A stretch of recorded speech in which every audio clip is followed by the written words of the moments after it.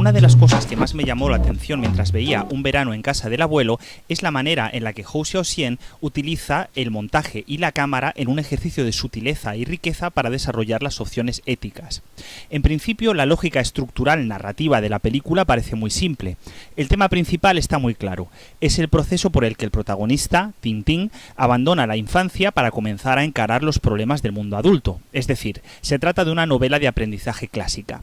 Esta problemática, a su vez, se desplegará en dos campos distintos. Por un lado, la herencia familiar recibida, su relación con el pasado que le compone, y por otro, la figura de los otros, es decir, sus contemporáneos, claro, pero también los otros moradores de la ciudad en general. El operador textual mayor de la cinta es, como suele ocurrir en otras películas de Hou Hsiao-hsien, el tren. El viaje entre tiempos y espacios está siempre sugerido por esta máquina. El tren es tiempo, pero también movimiento, lo que le permite al director usarlo como un privilegiado elemento compositivo. En realidad, más que unir, lo que hace es separar. Por ejemplo, en este plano que conecta al joven Tintín con uno de sus compañeros de promoción, ambos niños están separados narrativa y compositivamente. El primero habla y habla y habla sin parar, todavía no ha sido sometido a las primeras quemaduras de la vida. El segundo, Tintín, el protagonista, acaba de ver a su madre convaleciente en el hospital y queda relegado compositivamente a la derecha, de espaldas. Uno podrá ir con sus padres de viaje, el otro será obligado a iniciar un camino doloroso de aprendizaje personal. Este mismo ejemplo se puede extender a la secuencia en la que el abuelo desahucia a su propio hijo tras descubrir un embarazo no deseado. La cámara se sitúa en una posición distante que marca la diagonal entre personajes. Por un lado, el miembro expulsado de la familia está reencuadrado de nuevo a la derecha, ahora convertido en una simple sombra entre dos árboles. La entrada del tren en plano introduce una variable narrativa y compositiva. Por un lado, el tiempo ha escrito entre ambos, padre e hijo, un nuevo capítulo lleno de dolor. Por otro, el anciano, incapaz de aceptar esta lógica del movimiento, decide iniciar a su vez su propio recorrido a la contra, en otra dirección, generando dos fuerzas dialécticas compositivas opuestas. La escena en la que me di cuenta del tremendo poder de la película ocurre casi al principio. Tintín y su hermana acaban de llegar al pueblo del abuelo. En realidad, en este momento de la cinta no sabemos casi nada de ellos. Su tío acaba de olvidarles en el tren y están literalmente abandonados. Ambos clavan la mirada en el fuera de campo y de pronto entendemos que ese es el territorio donde mora el otro, el desconocido, el que amenaza. Hay un cambio de plano y el director muestra al grupo de niños. Se trata de un plano absolutamente frontal, con el peso compositivo totalmente en la parte inferior, de tal manera que parece que los niños están integrados en la ciudad, son en cierta manera los dueños de lo que allí ocurre. Este plano se mantiene porque ahí, entre esos dos espacios, se juega la película entera, o mejor dicho, toda la mirada que Hou Hsiao-hsien va a enarbolar sobre las relaciones humanas. Estos niños se comportarán con crueldad y expulsarán violentamente a los recién llegados. Optará el director por una feliz solución ingenua de concordia universal y buenrollismo infantil almibarado. En fin, hay muchas opciones, pero es donde se juega. Lo interesante de la película es que tras un par de planos vemos que Hou Hsiao-hsien propone una nueva dialéctica. En este caso, la dialéctica entre la ciudad, la dialéctica entre la técnica, entre el juguete mecánico que lleva el niño y por otro lado esa tortuga infantil, natural, esa especie como de ser vivo convertido en juguete que los niños del pueblo utilizan para comunicarse entre sí, o por lo menos para tantear al recién llegado.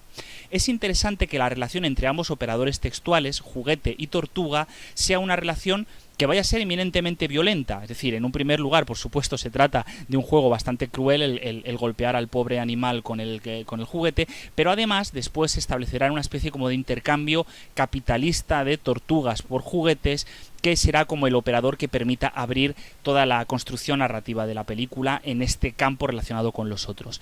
¿Esto qué quiere decir?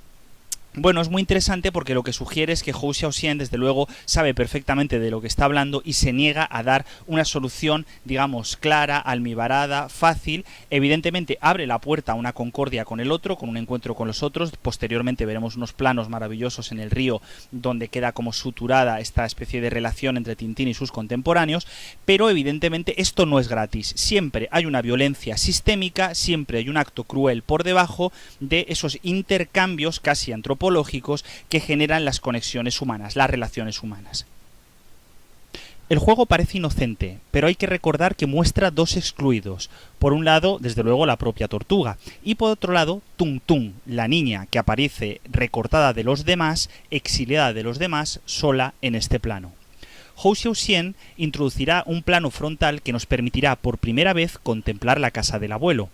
No sabemos dónde está situada en el pueblo y de hecho no volveremos a ella hasta este plano en el que Ting Ting y sus amigos definitivamente ya son amigos, nunca mejor dicho.